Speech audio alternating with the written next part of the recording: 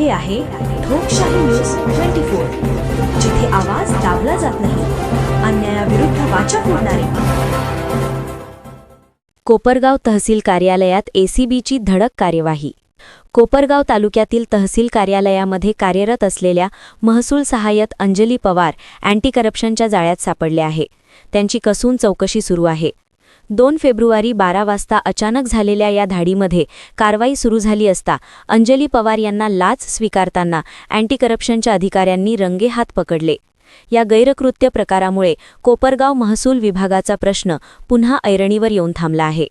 जर प्रशासनाचे अधिकारीच भ्रष्ट असतील तर सर्वसामान्यांचे काय होईल, या चर्चेला सर्वत्र उधाण आले आहे. सध्या अँटी करप्शनच्या अधिकाऱ्याकडून अंजली पवार यांची कसून चौकशी सुरू आहे. अँटी करप्शनच्या या अचानक झालेल्या धाडीमुळे महसूल परिसरात एकच खळबळ उडाली आहे. अँटी करप्शन ब्युरोची सर्वात मोठी कारवाईमुळे भ्रष्ट अधिकाऱ्यांचे धाबे दणाणले आहे. ठोकशाही न्यूज 24 साठी शेख शफीक मनियार.